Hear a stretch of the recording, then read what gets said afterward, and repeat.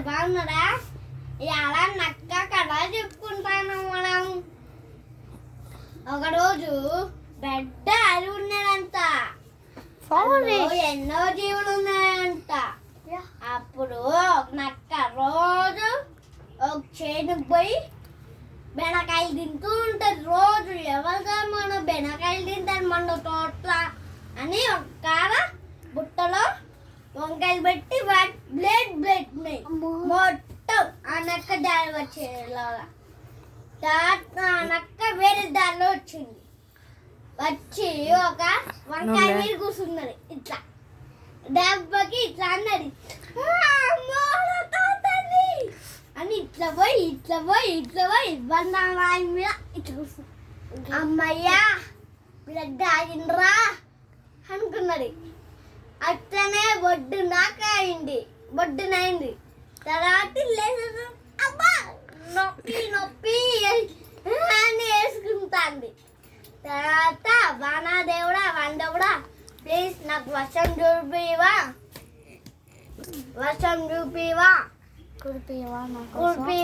వర్షం ప్లీజ్ అన్నది. 10 కోట్లు ఇట్లా ఓకేనా అన్న ఓకే అన్నది. వాని కురిపించినాక వచ్చింది.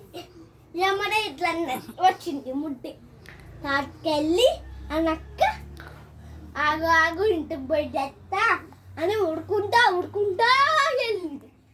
ఈ నక్కే రబ్బా అబద్ధాలు ఆడిందా? దాన్ని పెట్టుకుంటే అది నక్క పరిగెట్టు ఫాస్ట్గా పోయింది. ముడ్ల నుంచి పోయింది బలగడుపులో పోతే. ఇక్కడ మనము ఇట్లా అదే కొడతాంగా బర్రెల్ని నక్కల్ని. దాంతో మనం బర్రెలను కొడదాం అన్నారు. అన్నారు.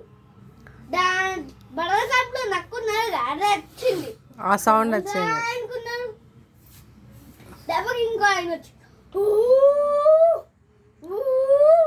బర్రె నక్కలాగా అరుతుంది. ఎందుకంటే బర్రె కడుపులో నక్కుంది కాబట్టి.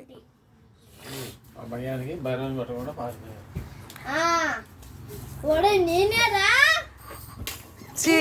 దుర్గమ్మ తల్లిని, నాకు చేపలు మటన్ చికెన్ అన్ని తెచ్చి ఒక దండ కట్టుకుంటారా అన్నాడు. దెబ్బకి దండ కట్టుకొని వచ్చింది. కళ్ళు మూసుకోండి దేవుడాడు నీ చెప్పి నింటోరా కలుసుకొని పూసుకున్నారు.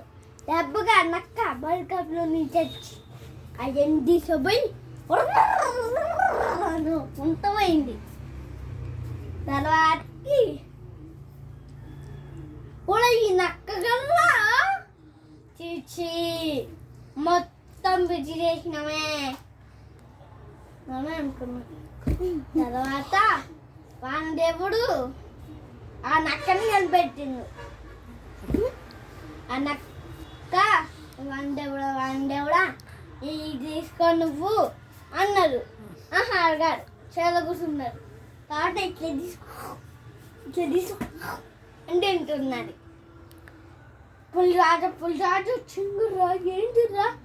ఏం లేదు రాజు, పేగులు తీసుకొని తింటానా, నేనే రాజునైతా అనుకుంటారు.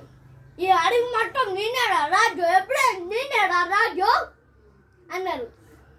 తర్వాత పులి ఇట్లా దించుకొని దాని పేరు తీసుకో నేను దొంగ అంటున్నాడు.